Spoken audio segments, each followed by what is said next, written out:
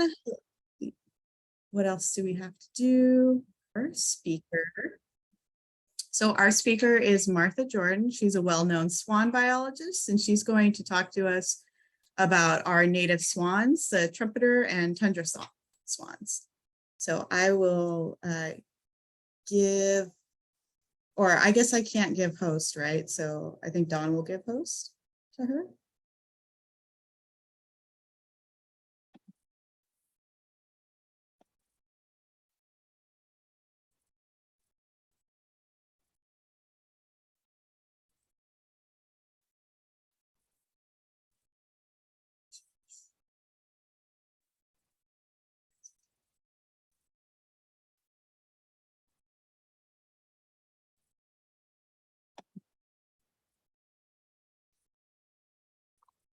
Hey, Dawn, can you make Martha the host?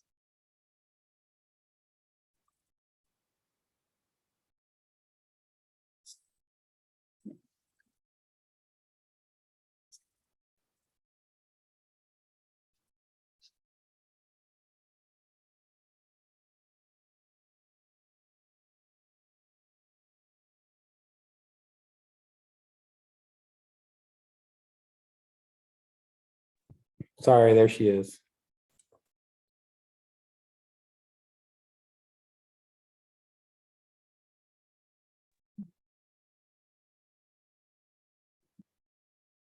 Okay. Martha, are you able to screen share? Well, yeah, the screen is like completely weird from anything I've ever seen. So let me just try this. Oh, you've disabled my screen sharing. So she needs to be made the host, Dawn. Yeah, the only way I can screen share on Zoom is to be co-host, not host, but co-host. I mean, I could be the host, but yeah. That's the only way it will work.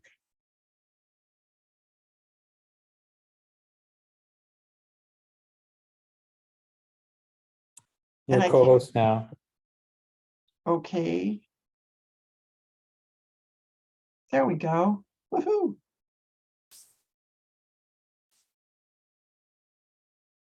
Excellent. Maybe not. Oh, we can see your screen. I know that. You're supposed to see the right screen, not the wrong screen. So, okay, well, it's really strange how Zoom has created this for me. I can see nothing except my own screen. I don't know. This is like the weirdest thing I've ever seen in Zoom, but nonetheless, I'll get on with the program. So I'm Martha Jordan. I'm the wildlife biologist and the executive director of the Northwest Swan Conservation Association. And I'm sorry I can't be there in person, but weather and other issues came up. Been doing a lot of stuff with the avian influenza issues lately, but more on that later. So what I'm going to do tonight is give you kind of a quick tour of the swans of winter in Western Washington and the difference between Eastern and Western Washington and our native trumpeter and tundra swans. So, okay, well, okay. So the swan is a mythic and a natural wonder, reaches back with its long neck and probes the very edge of time where the origins of our consciousness lie.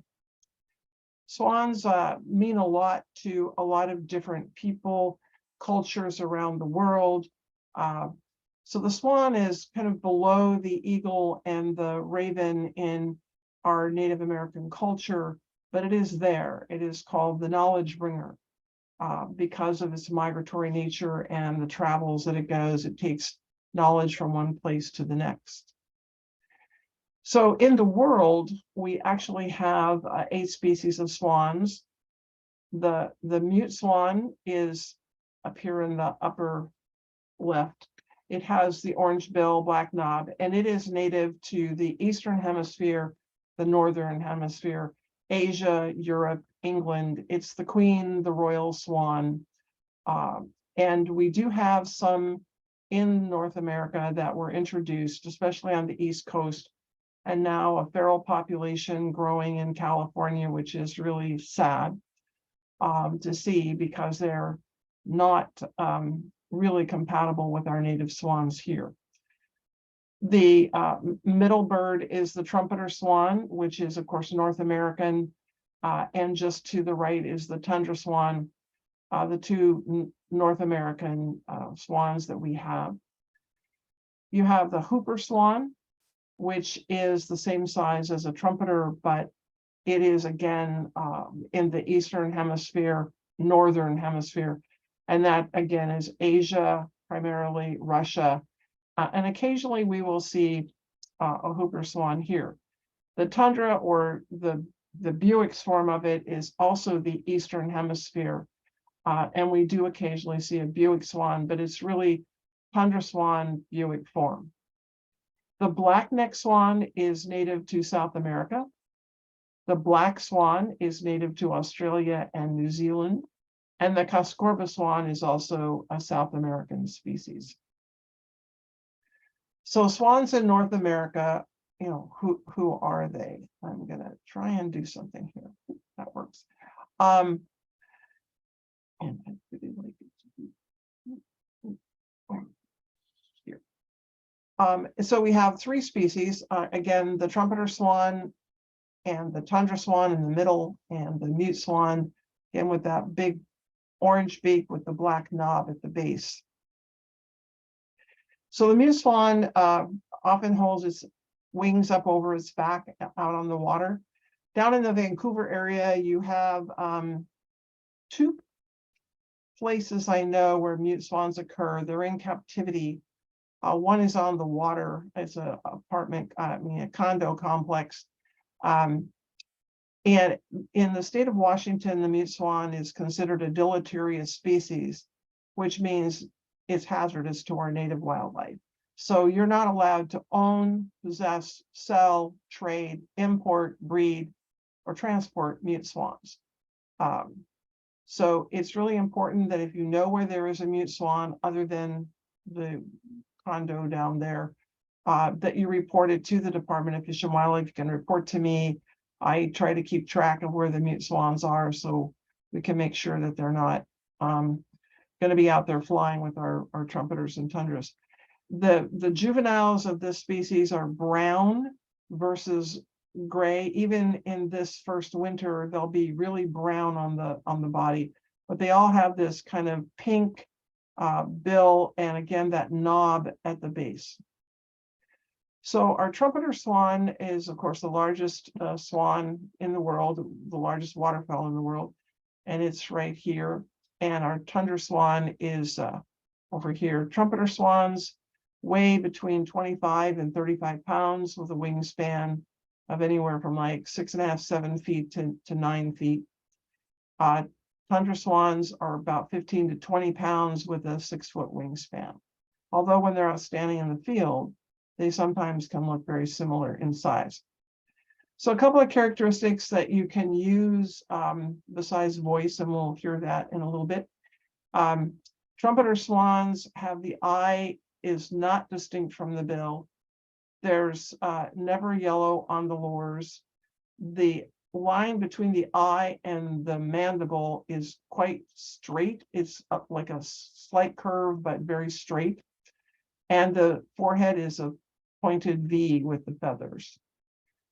They also have the shape that's more like a canvas back, of just being very angular, coming up and then coming down the back of the head. The tundra swan has a concave bill. They have yellow on the lure most of the time. The bill line is bent, as you can see here, and that can be, it's pretty characteristic of tundra swans. And the feather line between the two eyes along the top of the bill is curved. It's a U shape. And again, you can see the trumpeter on the left and the tundra on the right. So the juvenile color of plumage is different, and I'll show you that in a moment. And of course, the voice is quite different. So here's a tundra adult, classic tundra adult, kind of a round head, that kind of concave bill, yellow on the lure. And here you have two with more yellow on the lure. And then you have a bright, light, silvery gray juvenile. Our tundra swan juveniles start to turn white in December, and by the end of January, they're all white. This is not true of the trumpeter swan. And this tundra swan, you can see, even has a little bit of yellow down here, but that's still a tundra swan. And here's the voice.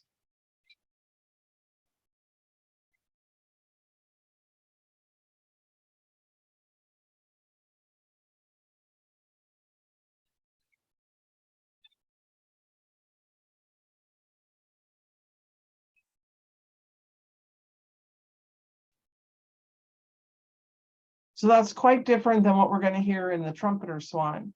So here are 3 tundra swans, just to confuse everybody about swan identification. They all have the round head, eye distinct from the bill. The first bird in the front has yellow on the lore and a red line on the mandible. About 15% of tundras have that. The second bird is classic tundra swan, yellow on the lore, no red on the mandible. And the last bird at the top has no yellow on the lore and no red line. So it can be confusing. And you can see that there's quite a variety of head shapes here. But you can also see that line that comes down here from the eye and then goes straight down. So that really bent line is in all of these birds. So here's a group of tundra swans, because tundra swans are one of those birds that just has a lot of variety and variation in it. Size, bills, all kinds of things. Neck, this one has a thicker neck than this guy here. It's just a wide variety of birds. And that is classic all over wherever I've seen tundra swans. So here's some tundras flying and some behavior. So just this gives you an idea of a tundra swan, and then of course pintails are flying with it. For socialization, the tundra swan will stick its neck straight up and vocalize. They will stick them at a 45-degree angle some of the time. So that is classic tundra behavior. And again, you can see how light silvery gray these juveniles are. And then here we have interactions of tundra swans in a muddy puddle. The trumpeter swan is much bigger, more bulky. Although I had the privilege of seeing a very, very large tundra swan sitting next to a trumpeter swan at the Columbia Whitetail, the Julia Butler Refuge in Kefwamit a few weeks ago when I was down there giving a program. And it was clearly a tundra swan, and it was clearly a trumpeter swan sitting next to it. And they were both the same size, and they were huge. So sometimes you get really, really big tundras and a more moderate size trumpeter. So in the beginning of the season, when trumpeters first come down, they're going to be this dark sooty gray, and their legs will be this mottled orange, pink, black mottling. They will keep this leg color through their whole first year, whereas tundra swans will actually, their legs will turn black by December. And then you start looking at them in February, and maybe I'll do this up here again. If you look at them in February, they're going to be this a little bit more uniform dark sooty gray as juveniles. And they do have this bill that has pink in the middle. And that typically lasts through most of the first winter, although it can start turning black earlier. So here is the voice of trumpeters.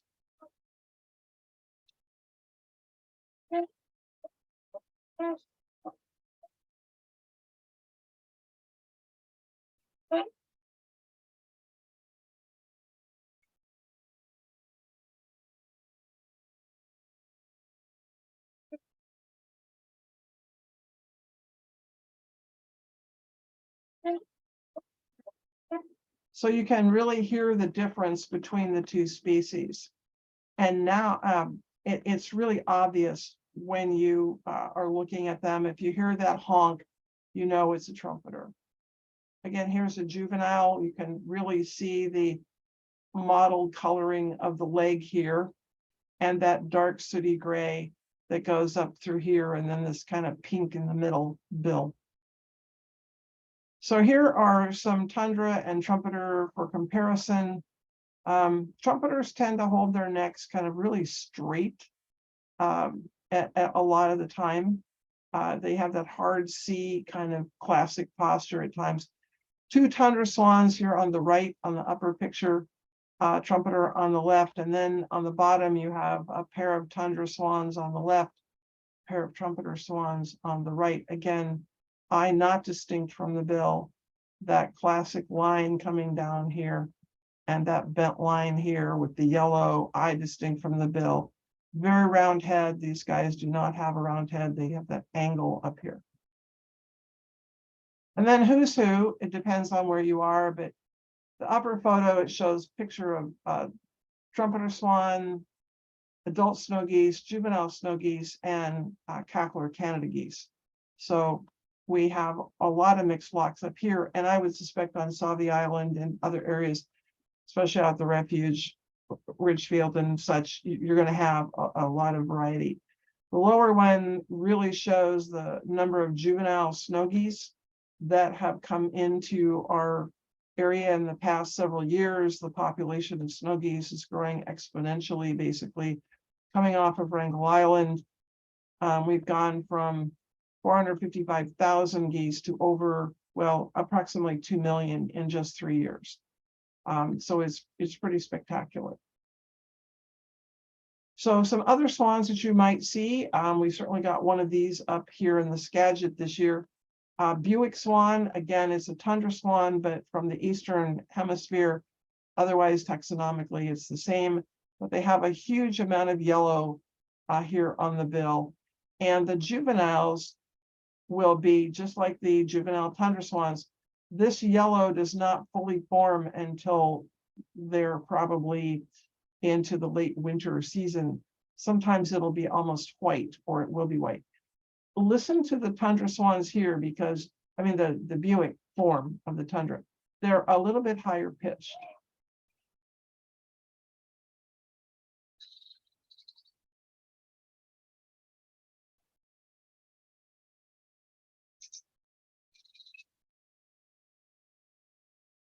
So they're just a little bit different. And again, they breed in the high Arctic above Russia, and they winter down here in, well, they also breed here in China and over here, and then they winter along, like England has a huge amount of them, the British system, and that's where they spend a lot of their winter. Then we have a Hooper swan, and if you took away all the yellow on a Hooper swan, you could not tell it from a trumpeter, except it doesn't have red on the mandible, but it is the same size, the same shape. It sounds very different than a trumpeter swan, but they have this huge amount of yellow, and they also have yellow under the mandible, unlike the Buick form, who has a black underside. These guys actually have yellow under their mandible.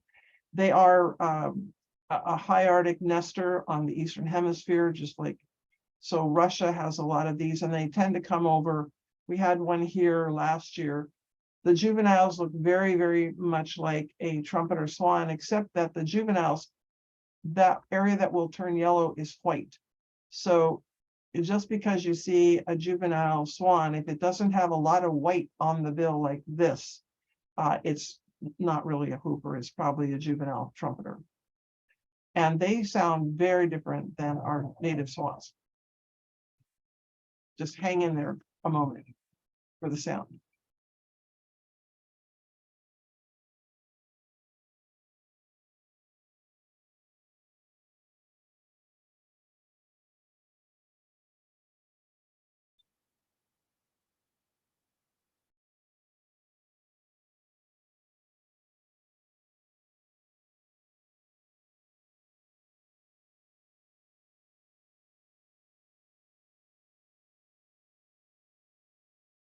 So that's the Hooper swan.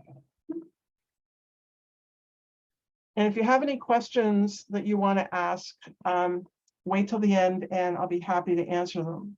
So here's some tundra swan, juvenile and an adult.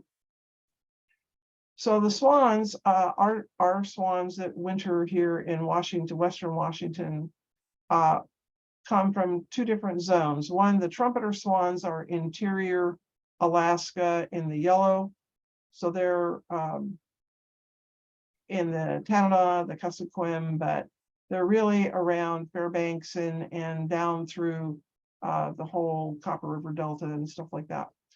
The tundra swans are quite coastal birds, including way out here in Cold Bay with the blue star, which is really important for us here. Well, for us up where I live. The Yukon Kuskokwim Delta, I've been out there. I've been around and about to many of these swan areas over the years. So here in Washington, just a quickie overview. Here's the Cascade Mountains coming down to divide us. Our tundra swans are really more global in terms of our state. So they are the Pacific Coast population of tundra swans. The trumpeter swans are quite divided, and we'll show you more of a range map, but in Western Washington, so the Cascades divide us, and that's true of Oregon as well, and even going up into British Columbia. On the west side, we have the Pacific Coast population of trumpeter swans, and on the east side, it is the Rocky Mountain population of trumpeter swans. Very different where they breed, and there is some interchange that goes on over the Cascades, but I'll talk about that in a minute. So how do we survey swans? Well, we go out by car or truck or whatever. The Department of Fish and Wildlife does a midwinter swan survey every January in our northern counties. And every 5 years, there is a comprehensive survey. This year, Oregon participated in it as well. And they did down in the area where you are. And we have some good numbers there. So this is me in the airplane with my pilot.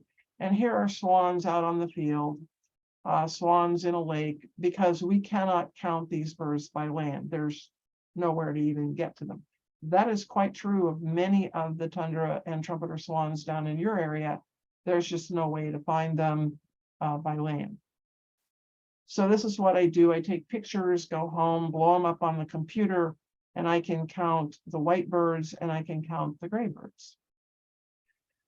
So here is a flock of trumpeter swans off at the corner, but in our Whatcom, Skagit, Snohomish, King, and East Pierce counties, which is called the Northern Puget Sound area, or the Puget Sound lowlands, as they call it.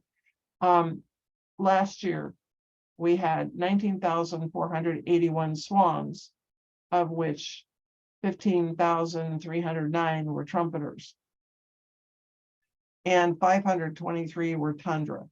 Now, admittedly, there were a few thousand birds that we didn't know which one they were. So what we do know is that over the last 30 years, it used to be we had more tundra swans up here, but now we have more trumpeters swans up here in the Puget Sound lowlands. So here's the data from the Midwinter 2022 survey, and you'll see down here Skamania, Pacific, Wahkiakum counties. Oregon Department of Fish and Wildlife did a white bird survey. They call it their MWS Midwinter survey flight for white birds, because they can't tell what species they are or whether they're really adults or juveniles from their airplane. But they did count a number of birds. So in Skamania, 27, Pacific 14, but you get up here to Clark County and it's 2,716. So what we're really seeing is you've got a lot of swans down there. It's just that we need to do better counting of them and find them in a better way. So that's really what we're looking for the next time we do these big surveys. So if any of you are out and about and want to help with some of these midwinter swan surveys, please let me know. And we'd love to have you help differentiate whether we have trumpeters or tundras and adult juvenile. And I can certainly help you with that. We have some forms and things because I'm partnered with the Department of Fish and Wildlife in Washington, and we all work cooperatively across the border. So our tundra swans. So here's our tundra swan range map for all tundra swans in North America. You can see the breeding is all up here through the northern hemisphere and up here. And then the migration is yellow. And then you'll notice that our tundra swans are really West Coast or very small sliver here on the East Coast. So what we do know about tundra swans and their distribution is really interesting. And I find tundra swans to be fascinating because where you are, you have something really different and certainly not intuitive. So if you look at the satellite transmitter work that was done by Craig Ely in the early 2000s, all of the birds on the North Slope, tundra swans, they go to the East Coast because this is the Rocky Mountains and the Brooks Range divide everything like this. Then you have the Nome area, then you have the Yukon-Kuskokwim Delta, then you have Salmon Bay, and then you have outer here, Cold Bay is way out here. So you have us here, kind of interesting. And then this is the spring migration going back kind of the same way. So all of this is confusing, but it's quite colorful for this time of year. But what it really shows is that here at Cold Bay, at the end of the Aleutians, that's where our tundra swans come from, over here. Or they go up here and they go here. So this is us. And then you can see the North Slope birds are all going off to the East Coast. And that here you have the Nome birds and the Yukon-Kuskokwim birds coming down here. And they go into Central California. So, so again, you can see that some of these birds here from Salmon area come into here directly. So it's really interesting how our birds migrate. One of the other things that really happens that you don't readily see is that the swans that you see, the tundra swans that you see down on the Columbia, actually come down through eastern Washington, down the Columbia, and then they turn and they come through the pass, and they end up at Chilapoo. They end up at the refuge that's out there, ridge and along the lower Columbia. When they go back into eastern Washington, and they go all the way over to Kalispell, Lake Kuskokwim in northeast Washington, and they migrate north with the flocks that way. So they have this kind of circuitous route that goes up into here, whereas the birds in the Skagit or Cold Bay, your birds are actually coming from up here on the peninsula. So it's just a different group of birds, and it's really fascinating looking at the tundra swan distribution and how they actually migrate, and they make these long circuitous routes. So we have trumpeter swans as the other species. Obviously, this is a juvenile trumpeter that was taken just recently over in the Squim area. You can see the real big pink on the bill, how dark gray they are. So trumpeter swan range map is quite a bit different than the tundra swans because they just have a different breeding strategy and everything. So our trumpeter swans all breed in Alaska or in Western Yukon Territory or Western BC. The Rocky Mountain population, Yellowstone, Tri-States, Montana, Eastern Washington, Eastern Oregon, Idaho, Montana, Wyoming, Nevada, all of these birds that don't breed in the tri-state area, which is right here in the Montana, Wyoming, Idaho zone, the Yellowstone zone, They breed up here in Alberta, as well as eastern BC and all the way up into eastern Yukon Territory. And then we have the interior population, which is everything east of this dotted line. That population has been completely restored from being extirpated 100% in the late 1800s, early 1900s.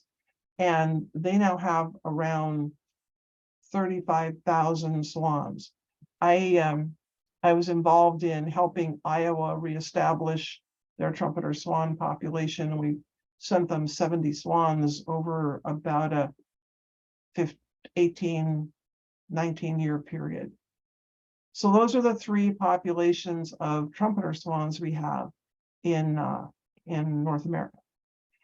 So a migration relationship that I put in here to kind of show you it's a relationship, but it's mobile. So if we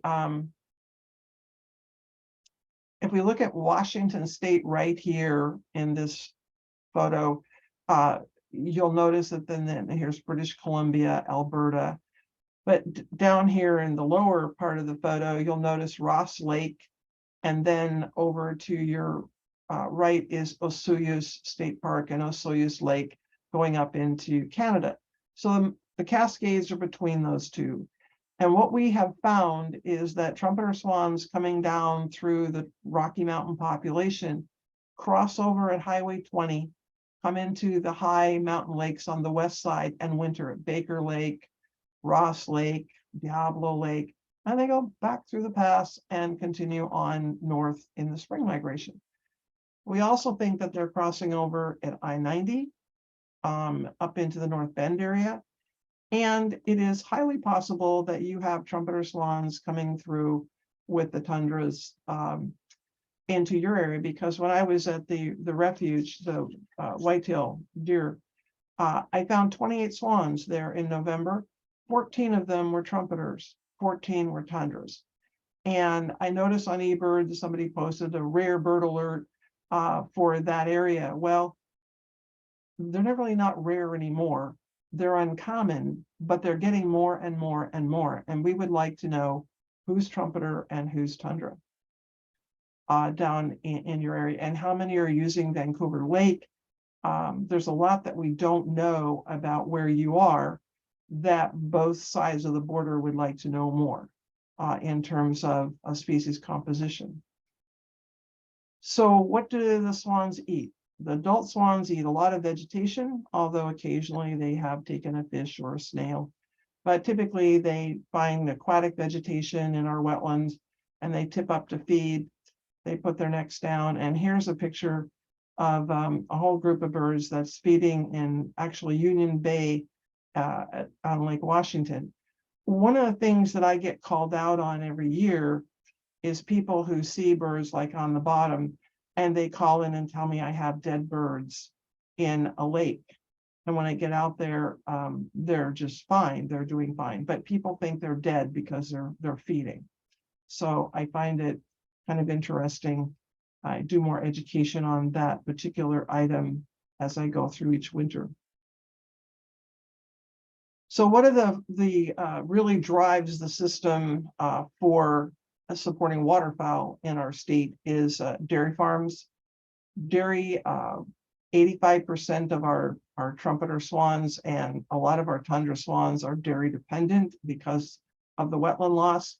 Down where you are, you have a lot more wetland areas, a lot more refuges, a lot more natural habitat that's left. Up where we are in the Skagit, Snohomish, Whatcom, it's agriculture. And what drives the system is corn. They love it. They turn the ears that are post-harvest from corn to cobs. One of the things that's happening now is that more efficient machinery is being used, and now there is less and less corn left in the fields for wildlife because the harvesters are getting more efficient. What effect is this going to have on the carrying capacity of the ever shrinking dairy farms and other crops that are grown that the swans and geese feed on. We don't know, but we're concerned. Potatoes is a huge one up in the Skagit and in some of the other areas. This one is these red potatoes. And then swans get incredibly dirty when they are foraging for potatoes because they really dig into the mud for potatoes. And I'm gonna show you what swans do when they are communicating with each other, socializing in the field.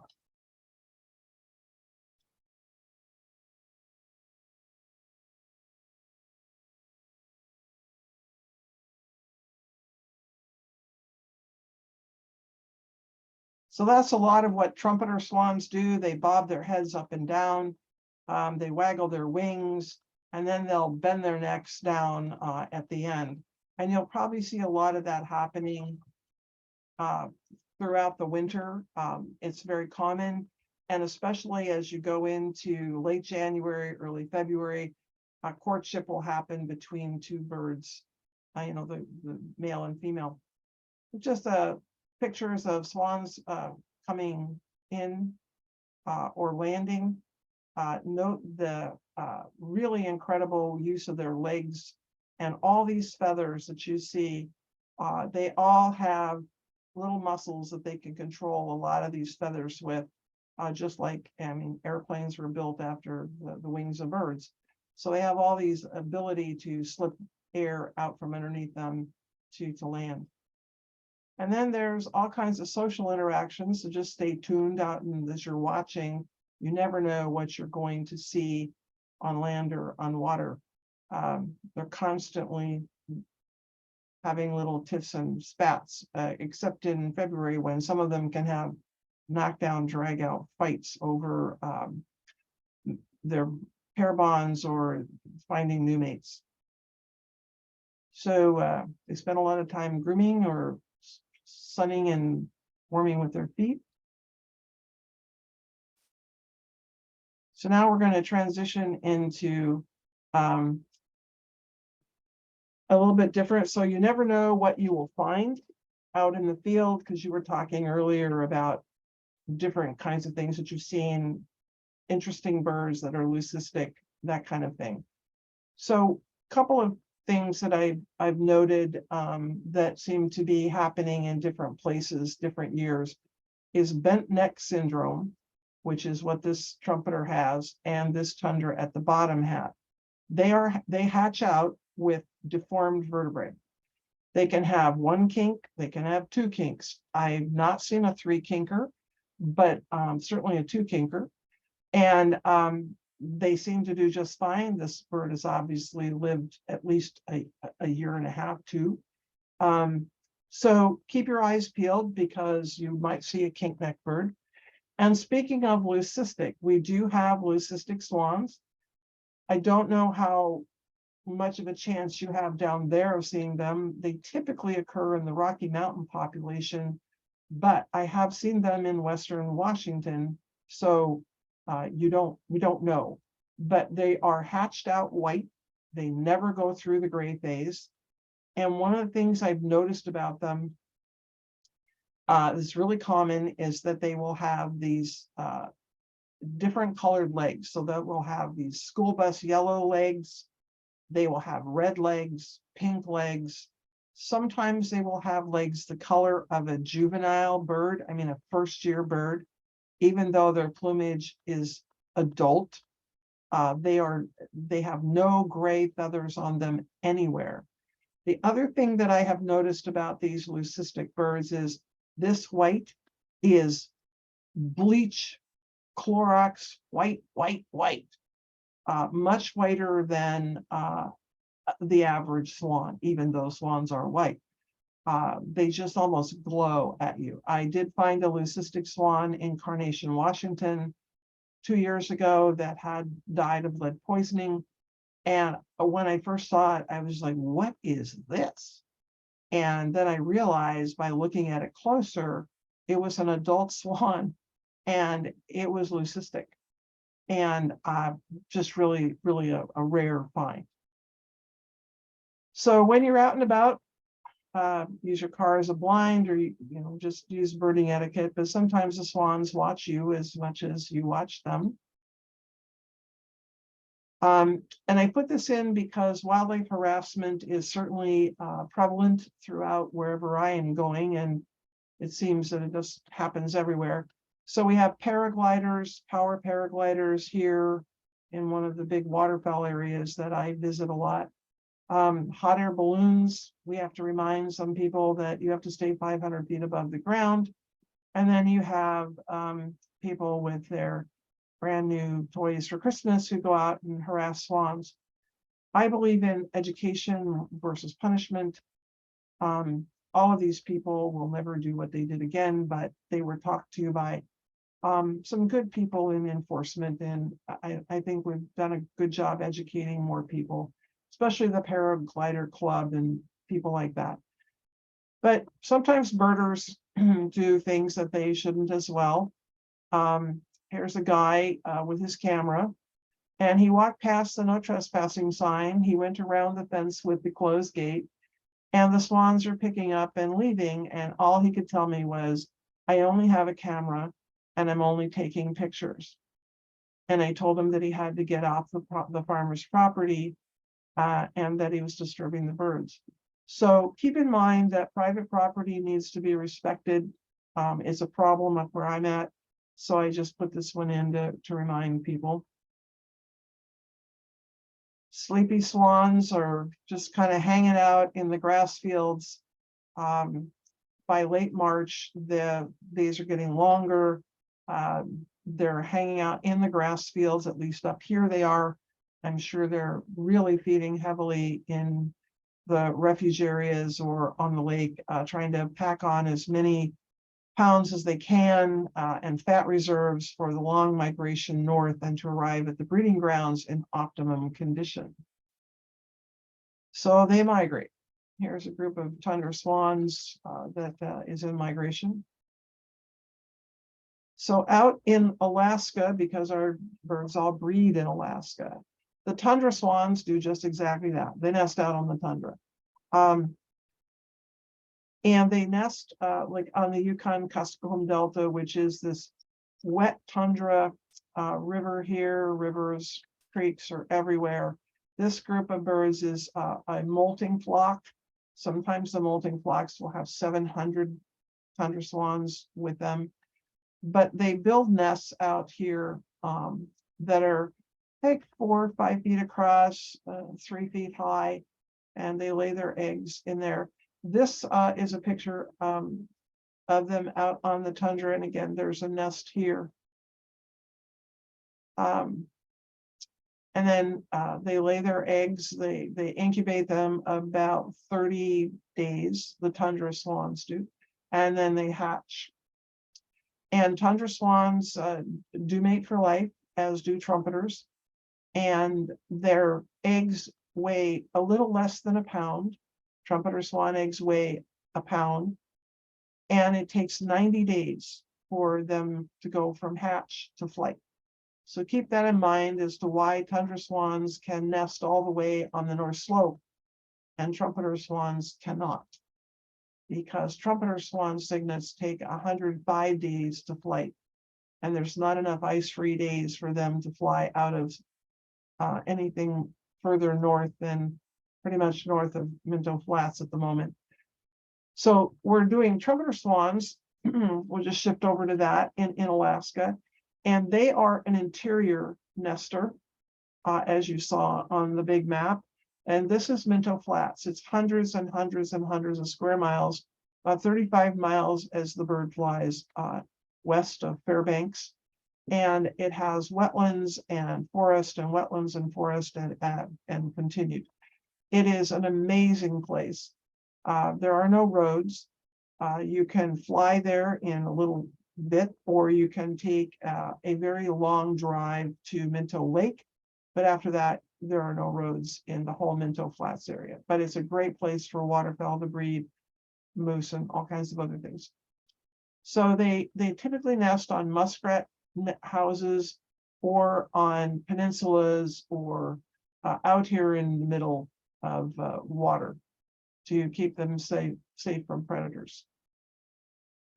These nests are huge. They're 6 feet across, sometimes 3 to 4 feet high. They use them year after year after year. They lay an egg every other day. Normally they lay between 2 and 4 eggs, but this one was 7 eggs. So that's 13 days to lay all these eggs. They take 35 days to hatch. Here, this little guy down here is hatching out of the egg with his little egg tooth right here. And there's the foot that's on top of his head. And then the little guys. The parents really bond over these cygnets. And they're ultimately adorable. Excuse me. They are hatched in this kind of pale gray. They have pink bills and they have salmon pink feet. They look nothing like mom and dad at this age. But swans also have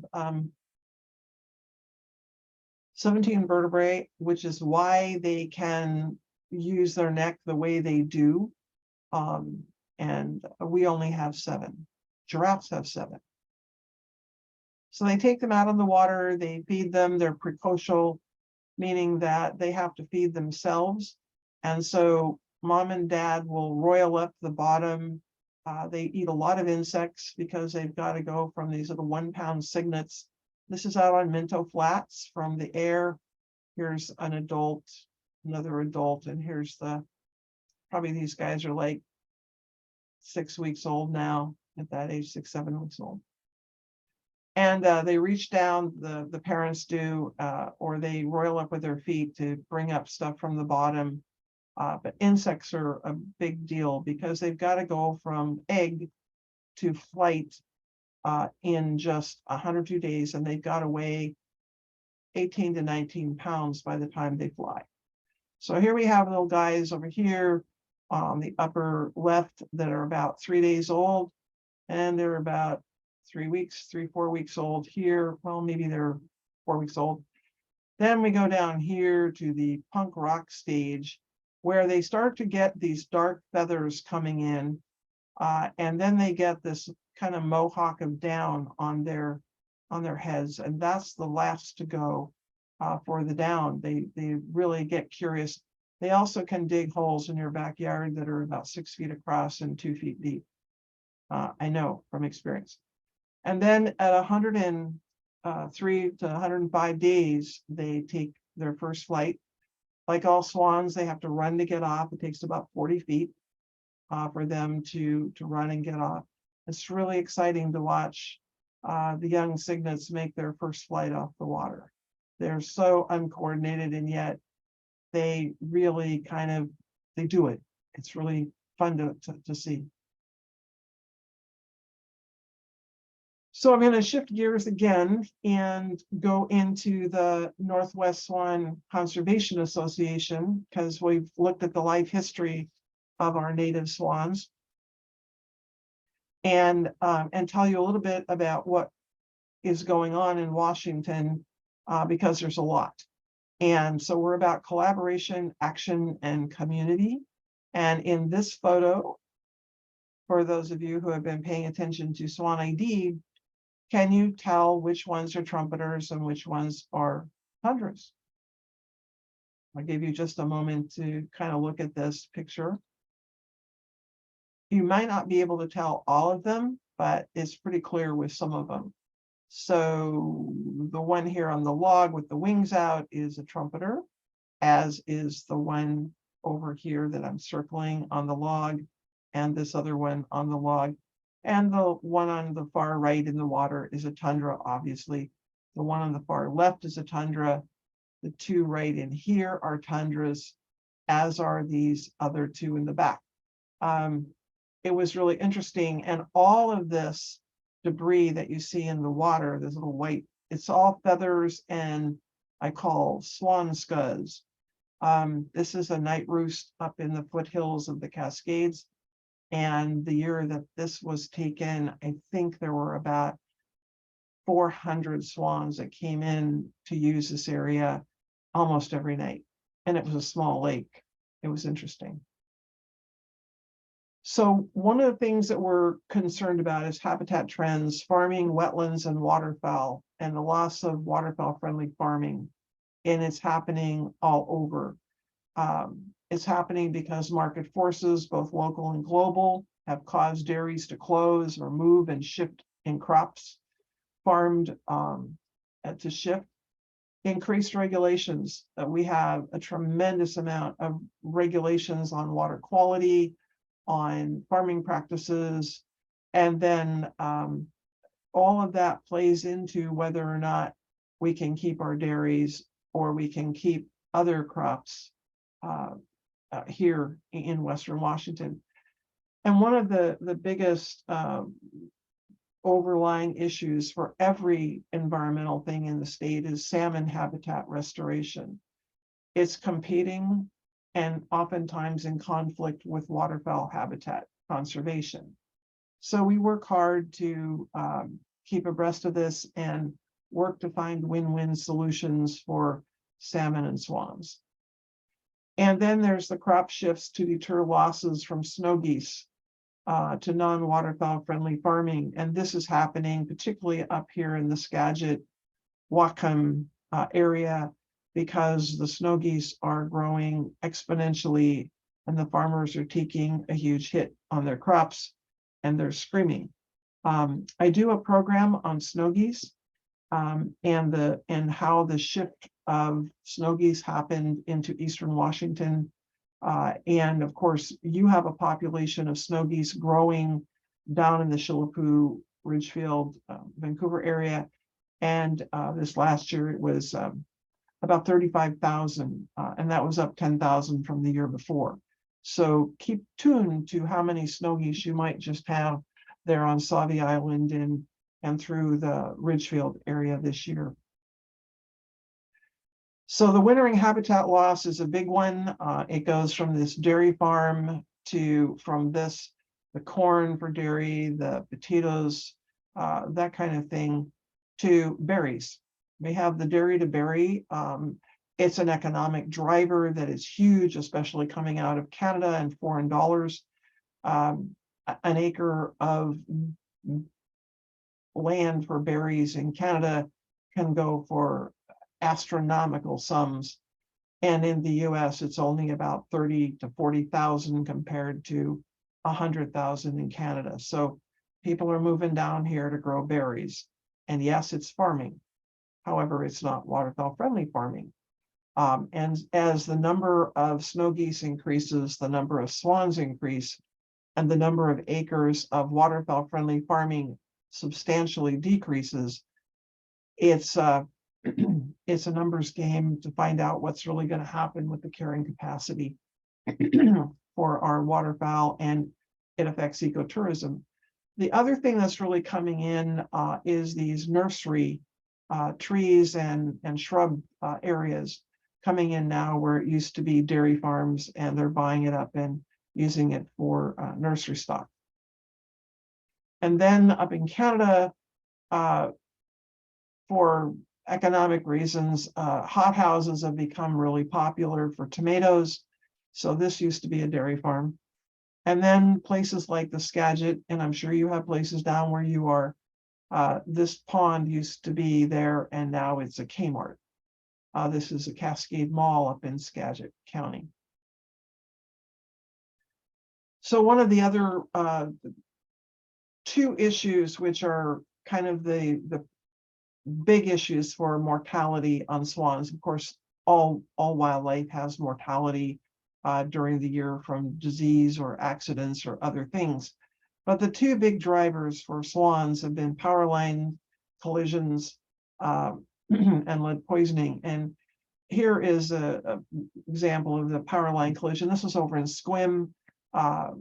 And you can see the lines here. They're marked with the markers that for avian diversion, but still you can see the markers here on this bird that's electrocuted. It didn't work. And so the Olympic Peninsula Audubon Society, along with us and the Department of Fish and Wildlife and the community, raised money this last summer and buried the power lines. And this is the same area, but no power lines. So that we no longer have to worry about swans dying on these power lines. There's a lot of other power lines that are getting treated. This is Mel Walters of Puget Sound Energy, and these are fireflies. And so if you see these weird looking things all over your power lines that are flashy and glinting in the sun, or they glow in the dark at night, those are because they're avian diverters.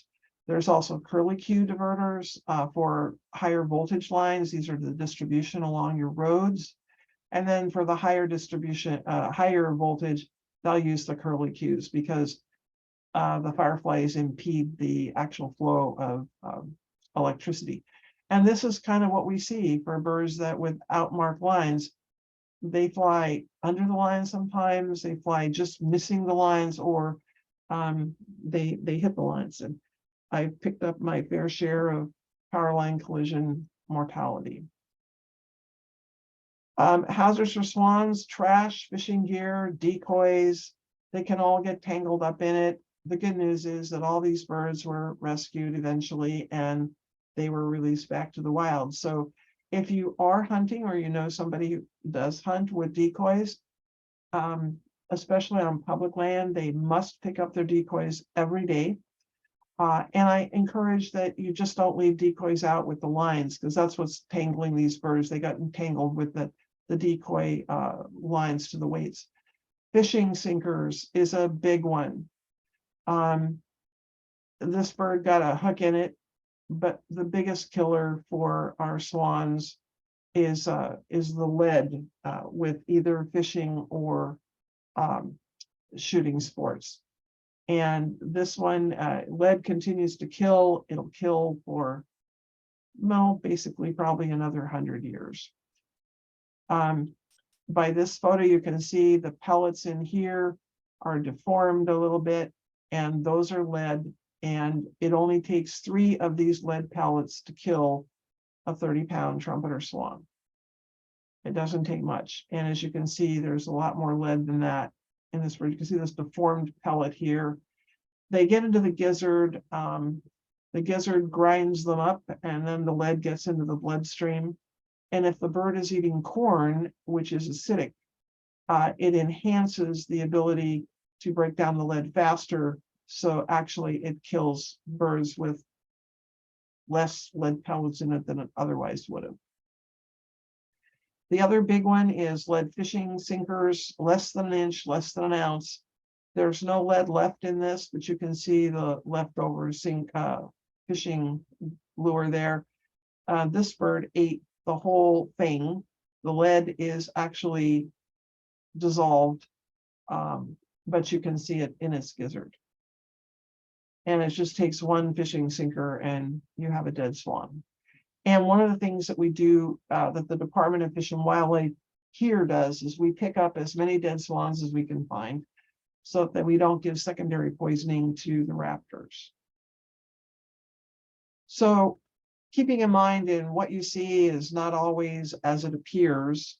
Again, keeping your eyes out for sick birds, and especially this year with the avian influenza outbreak, snow geese are especially susceptible, Canada geese and swans. But snow geese are particularly susceptible to AI. But this bird flew in to one of the areas that I monitor a lot. Here it is swimming, and it never left, because you can see how thin this bird really is in this picture. There's nothing there. Should be a keel, should be a big V shape, but it's not. And indeed, it did not survive. So this is us, captures done with people from my organization, Department of Fish and Wildlife, and Puget Sound Energy. Sick, dead, and dying. This was a die-off that I dealt with in 2015. And unfortunately, there was a repeat in a close by area in 2019. But we're talking nearly 100 birds each time within a 2-week period. This is my now retired wildlife service dog, Moss, who was like the best swan dog in the whole planet. And he helps he was helping catch all the birds. And what you don't see here in this picture is, yep, we caught the live bird, but the live bird is sitting on top of 2 other very sick birds. And in the back, I have 4 more dead birds. So when I say lead poisoning kills, I mean it's bad. And so one of the things that I show people to kind of really get an impression is, yes, we can pick them up alive, but they are so sick, and lead is such a neurotoxin that by the time I can pick them up, they are paralyzed, they cannot digest food, they cannot fly, they cannot stand. And so 100% of the birds that I pretty much deal with are euthanized. So we go from these beautiful creatures to, bagged bodies. And that's just the reality of lead. And we keep using it for dog training. We keep using it for clay target shooting, which is not regulated by the department. And it is banned in Washington now for all pheasant release sites, whether it's private or public land. Lead shot is banned for all waterfowl hunting North American wide, but you can still hunt upland birds on private land with lead shot. And you can still clay target shoot anywhere with lead shot, including over wetlands, even though that should be illegal. It is not on private property. So what can you do to support swans and other birds to help put an end to lead poisoning?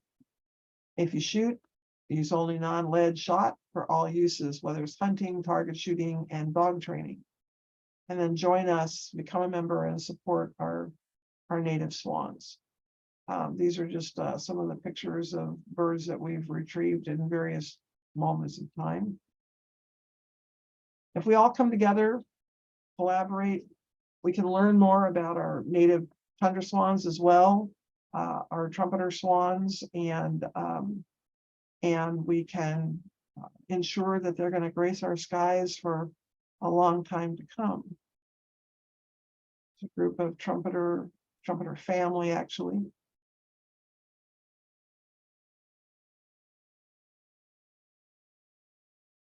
And questions. So I want to make sure that I was clear about your tundra swans, because I'm just fascinated what happens down on the Columbia River. Because your tundra swans really do go back and go up the east side. Some of them come down the west side, but actually most of them come through the pass, so to speak, and somehow manage to be there, and then they go back, and they are part of this big tundra swan migration that goes north in the spring. And for those of you who want to go on a field trip this coming spring, I highly recommend going to Usk, Washington, where the Kalispel tribe is. And they have a Tundra Swan Festival in mid-late March. It's phenomenal. The tens of thousands of tundra swans coming through from Utah and all of the eastern side, plus shorebirds, and all the other waterfowl that are coming through there. It is spectacular. And there are elk all over the road. That's the other big thing that I noticed this last year. I was like, we break for elk. So that is my talk, and I'm happy to entertain any questions.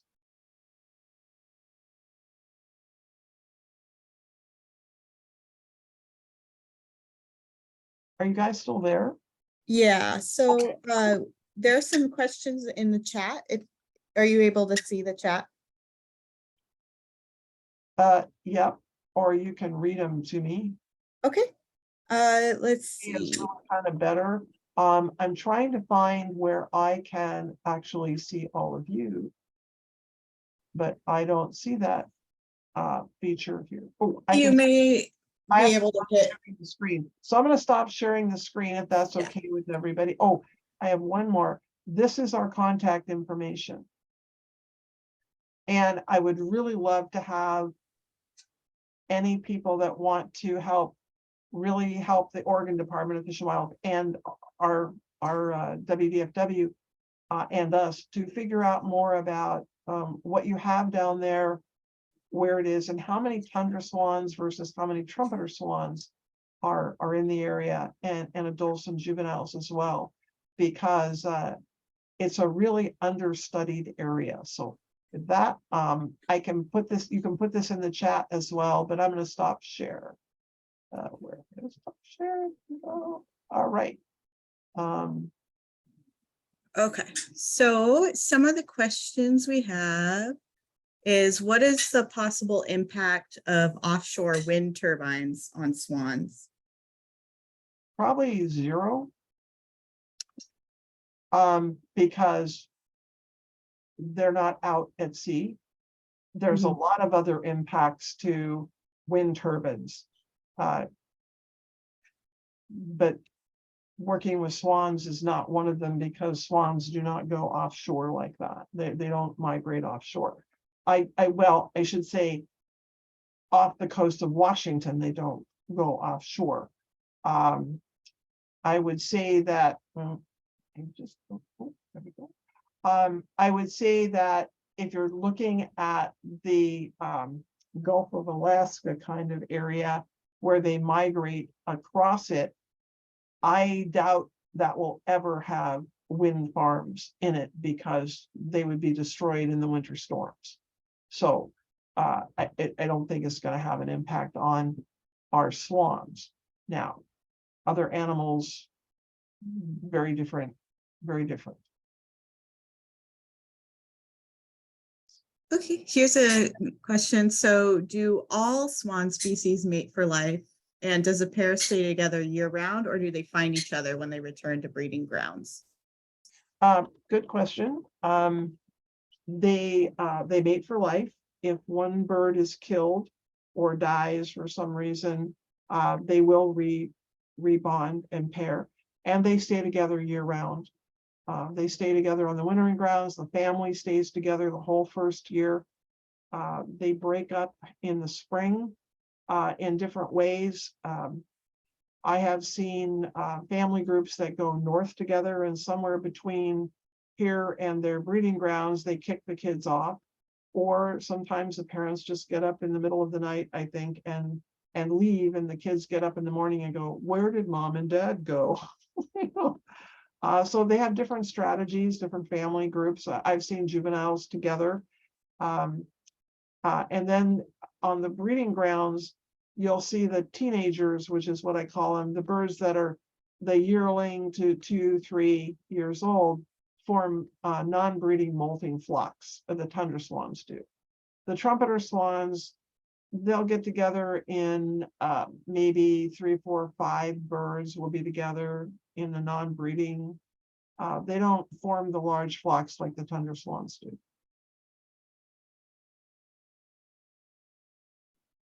Okay, let's see. So there are some important swan areas in Columbia River Gorge at Franz Lake and the lake below Crown Point on the Oregon side. Are those tundra or trumpeter swans? I would say both. Primarily, they've been tundras in the past, but the reality is we need more people birding out there who have an understanding of trumpeter, tundra, swan ID, but sometimes you just can't tell when they're way far out unless you have a really, really, really good spotting scope. And even then, it can be challenging. So mostly we're going to see tundras. That would be my guess. Although I have to say, especially down in the Columbia, like Franz Lake, there have been a few trumpeters in that zone. But one of the things that is different in the last, I would say, 10, 15 years is that we've gone from a 50-50 tundra trumpeter in Western Washington to now about 85% trumpeter, except down on the Columbia where you are. You have a lot more tundra swans. Yeah, I noticed that because I, bird up. I've birded the Skagit wetlands, and also I used to live down in Vancouver, and it is very different. Like there are so many more trumpeter know. swans. When I was down in Cathlamet, it was really fascinating for me because I spent a lot of time on the Long Beach Peninsula. And for Mhm. those of you who want to go on another birding outing, go to the north end of the peninsula. And just as you cross over into Ledbetter State Park, you will notice a big sign that says the Martha Jordan Birding Trail. I would suggest you park in that parking lot and go on that trail. It is amazing. And yes, that's the trail named after me. Just a plug for a great place to go birding. It takes you up into through the and then up into the forest, and it can be a loop trail if you want it to be. So yes, there's just the trumpeter swans are really heavy in the interior part of that zone down there. So your forested lakes on like the Long Beach Peninsula, and all up through the Olympic Peninsula is the vast majority of swans, if not 100% in a year, are trumpeters. That said, historically, tundra swans came down the coast, and there were a number of tundra swans through that whole zone. And the Lewis and Clark journals were talking about the black and white swans at the mouth of the Columbia. Well, that would be your juvenile trumpeters. But mostly there were a lot more trumpeters there in the Lewis and Clark days. Then it shifted when trumpeters became nearly extirpated. They were never 100% in Western Washington, but to the point that people didn't know what they were looking at. It was tundra swans. And now it's shifting back, and it's a question of why. We don't know. There's a lot we don't know. And the question is, how many trumpeters are really down there where you are, and how many are tundras? So, ergo, learning more about that would be really helpful. Okay, we have another question. Have trumpeter and tundra swans ever crossbred? Yes. As a matter of fact, I owned some trumplings, as they were called. They had a trumpeter mother and trumpeter father and a tundra mother. And I just was reviewing the photos of my swans the other night. I owned them back in the 90s and the early 2000s. And there were 4. And they graded from basically a trumpeter to a tundra, and the 2 in the middle, well, they were just kind of weird. And their sounds were, the one that looked more like a trumpeter sounded more like a trumpeter. The one that looked most tundra sounded more tundra. And the 2 in the middle just sounded like off-tune orchestra tune-up. They were really off-tune. But some of them had yellow, some of them didn't. And if you saw them, you would probably be confused, because they really, they just were confusing, especially at the middle. They had like yellow, and they looked kind of like a trumpeter. 2 looked more like trumpeter, 2 looked more like tundra. That's my and they can be fertile. We do know that. Now, we also know that there are black mute crosses, and we know that in British Columbia there have been a mute trumpeter cross in the wild with wild mutes up in BC, and they look really weird. And then I saw a photo from the Midwest that was a mute swan tundra swan hybrid that is just plain bizarre, because their bills as juveniles are striped. And I don't know why, but they are. I should put those up on my website at some point so that you all can see them. And yeah, I have never personally seen a known or confirmed hybrid in the wild of a trumpeter tundra, and I've looked. There are some very large trumpeters that can have a lot of missing color on their bill because they're big males. There are some trumpeters, especially if they're breeding really far north, that can have sort of a yellowish color.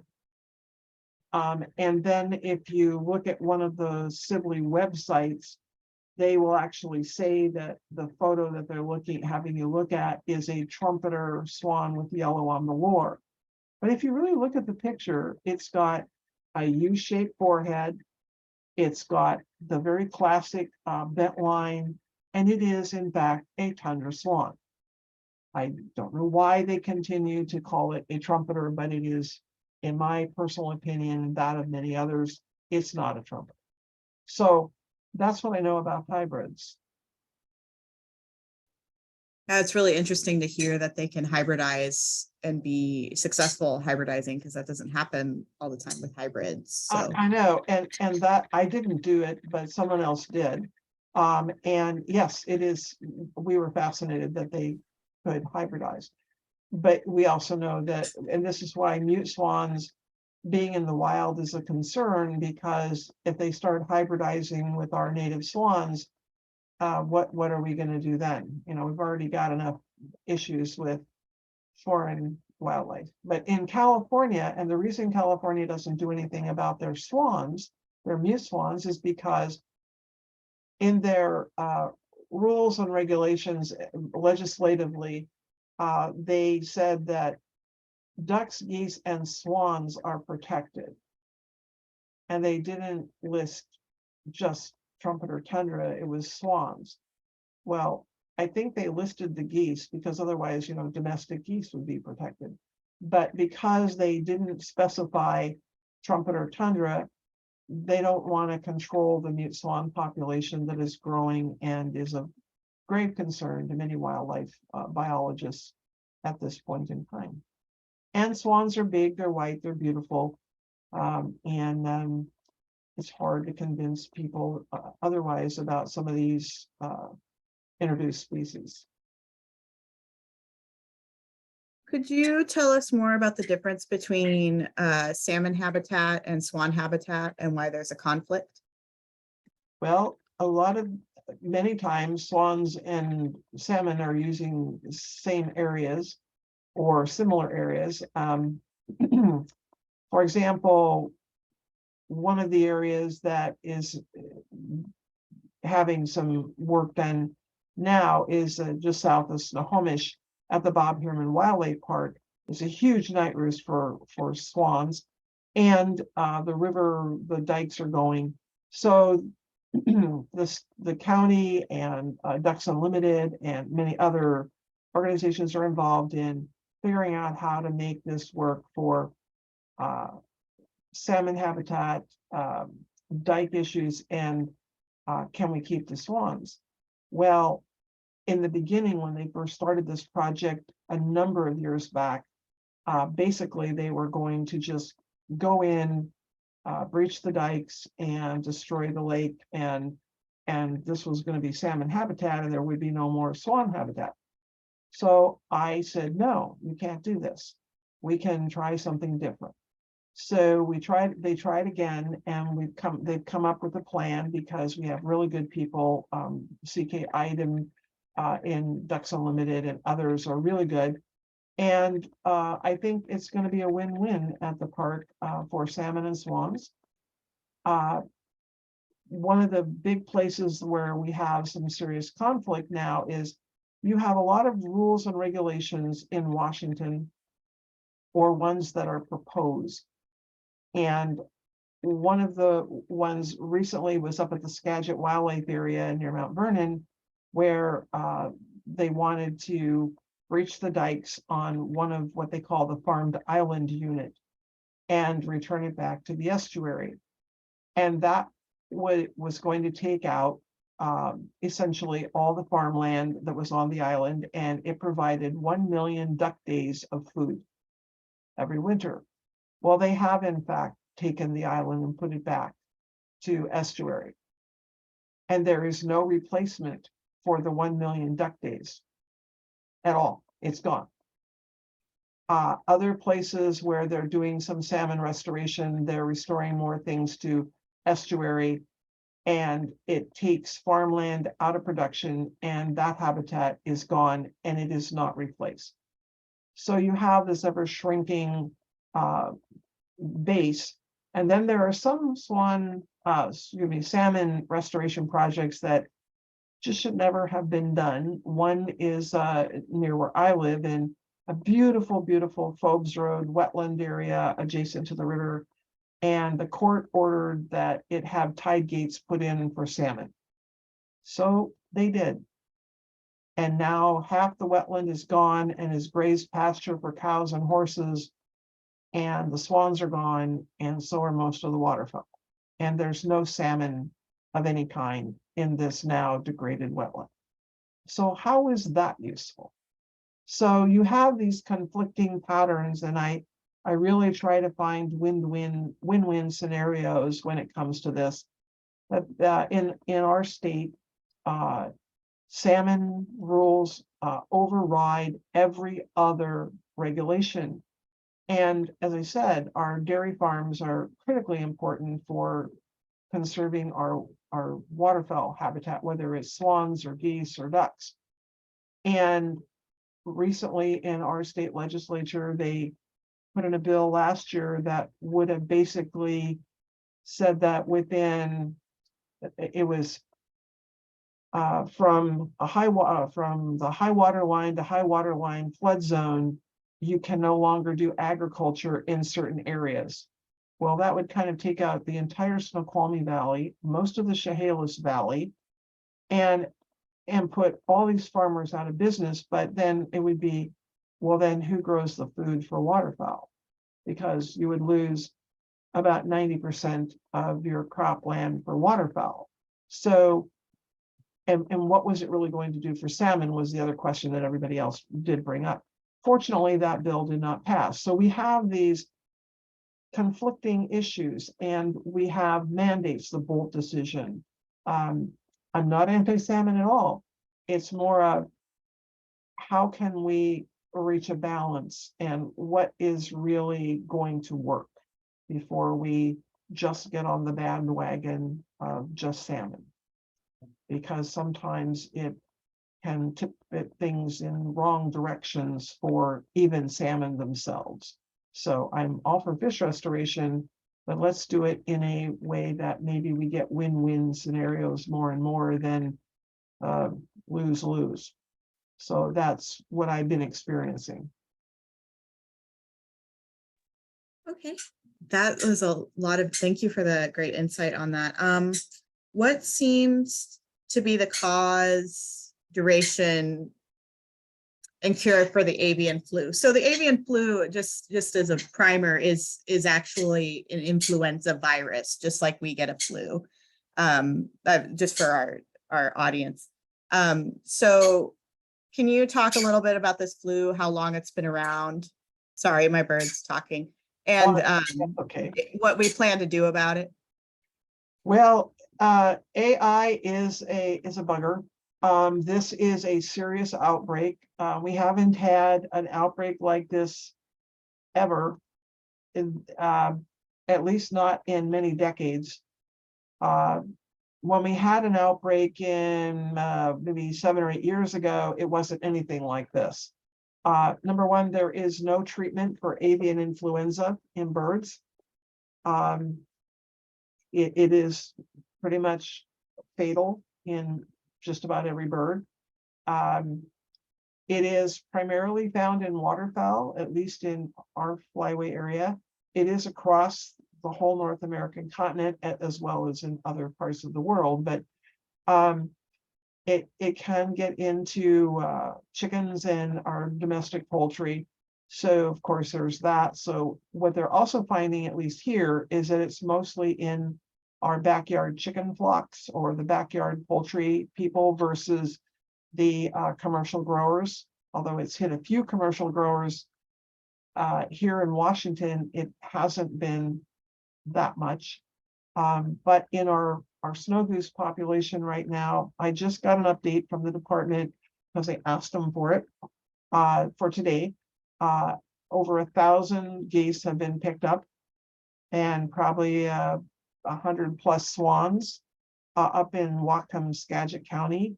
I know that snow geese are dying everywhere across western and now eastern Washington as well. And I've picked up a number of swans or found them dead from AI. So there is, as I said, do not pick up any sick waterfowl that you find or any dead birds that you find. Do report them to the Department of Fish and Wildlife in Washington, if you're in Washington. On their website, they have an avian influenza reporting online form. Down where you are, that would be the best way to do it. If you find a dead bird and you don't know why it died, and it's a small bird, and you want to pick it up, if it's in your yard or something like that, put on gloves, pick it up, put it in a bag, put your gloves in the bag with the bird, tie it tight, put it in the garbage immediately, and then go in and really wash your hands. And if you've stepped in things where the bird was, just a 10% bleach solution spray will make sure that you don't take it and spread it somewhere else. But yeah, if you're finding dead waterfowl, that's when you need to go to the WDFW website for their avian influenza reporting. Is it at crisis level yet? No. But it is, it's not seemingly to abate at this moment in time. And when you're basically out there looking at birds and the public sees dead birds lining the shoreline, or at least every 15 to 20 feet, there's another dead bird, it's very disturbing to us. I mean, this is not something we want to see. It's disturbing to me to find swans dead in places that I don't want to see them because they're really hard to get or impossible. And I know that they're dying of avian influenza versus lead poisoning. I think we had one swan this year that it was very, very lightweight, and it died on a public beach in Seattle. Very strange place for it to be. A snow goose did the same thing. So snow geese are flying along and then they just drop out of the sky and they die where they are. So they're finding snow geese in some pretty bizarre places because if you're flying along, you drop out of the sky, it could be anywhere. Swans, but that swan did have AI. I think it also had lead poisoning. So I hope that answers some of your questions, but yeah, it's a virus with no known treatment and no cure. And basically the rehabilitation, the rehabbers in our state are basically told that you have to isolate all the birds, you have to test all your birds. Any bird with AI is put into quarantine. The rehabilitation center that I deal with mostly is the Whatcom Humane Society Wildlife Rehab, because they're the swan, the place everybody takes swans, and that's the only place we can send swans in the state. They basically euthanize every bird that comes in. If it has AI, it's just euthanized because it's not salvageable. It will die, and they don't want to contaminate everything. So it's easy to spread for birds. It's rare to pass it on to humans, but today I was listening to a talk given on the radio by one of the leads for our state zoonotic diseases, and he was saying that they found it in bear, raccoon, possum, and something else, mammals, and that was kind of a surprise, but probably because those animals ate or were in direct contact with a dead bird with AI. That's actually fascinating that they found it in those other animals, because usually the transmission route with avian flus is it goes through pigs. Sorry. Yeah. No, I know it's like, but and they have found it in humans. But Yeah. that is So it is rare, which is why they gave me a lot of training, the department did. I am allowed to pick up avian influenza birds because I know what I'm supposed to do and I have the equipment in my car. This year, I'm not allowed to have volunteers come out with me. So and because I'm low hanging on the totem pole, because the department is so overwhelmed right now with the number of dead birds in Wacoms and Skagit County, and a little bit in North Snohomish County.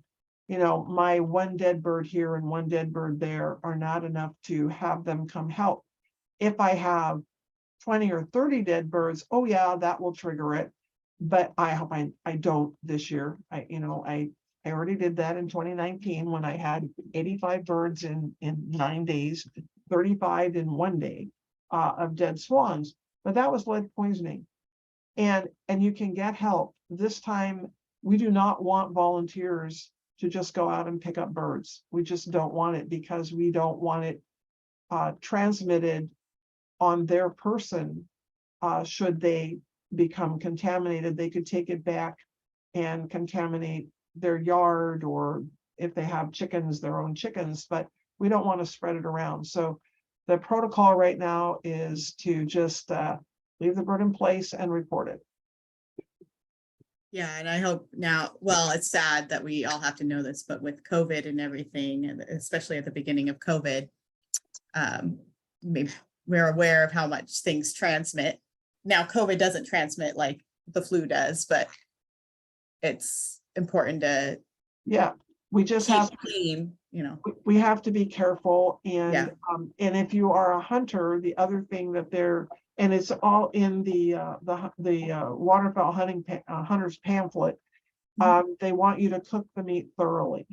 It can be transmitted through the ingestion of undercooked ducks or geese. It's not common in ducks, but they can carry it.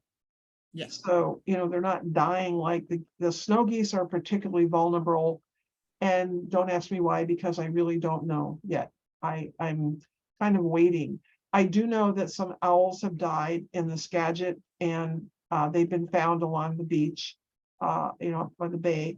And people are going, well, how come they're, on the water side? Well, because there's a lot of logs out there, and when the tide goes out, it's just one big mud pile out there.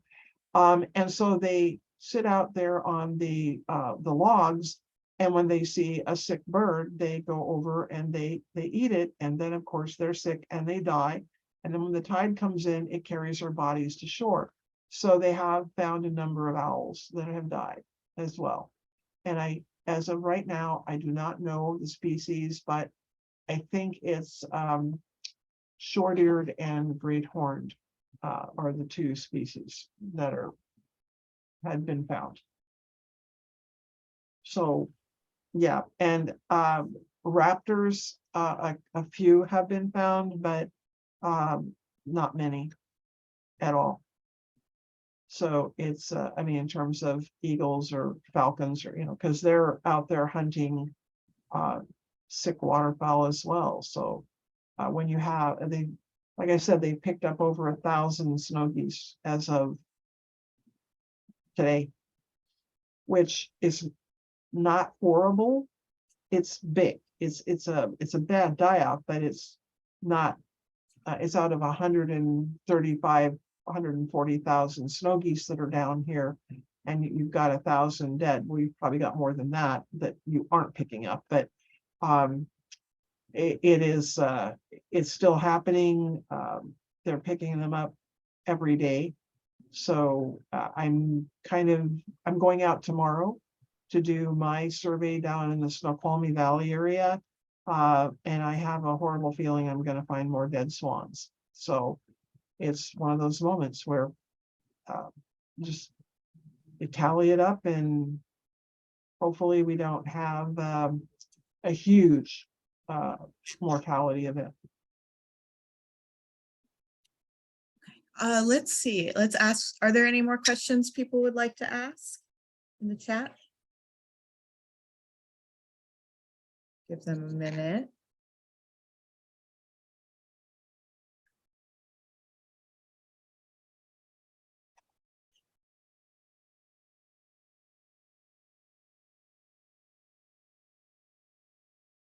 Okay, if there are no more questions, thank you so much, Martha, for teaching us about swans and for your insights on land management and on avian influenza.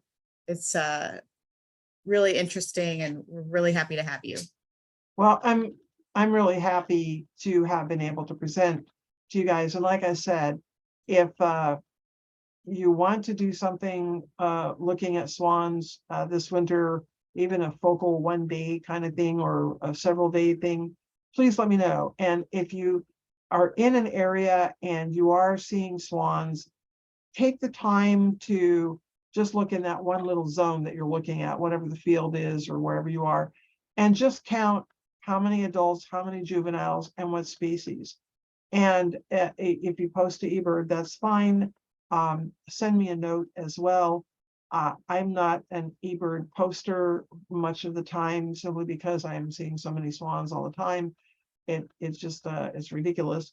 But it's really important for the health of the flock, shall I say, for us to really get a handle on, well, how many trumpeters are down there, how many tundras are down there, because I'm fascinated by the tundra swan migration, their biology, their ecology. It's just fascinating to me. And yes, people want to find trumpeters. I get it. But I'm still fascinated by this interesting east-west migration that you guys are in the middle of, and we're not. So you have something very special and unique about your zone. And so I'm really happy to connect. And thank you for having me. Thank you, Martha. Yeah, thank you so much. And if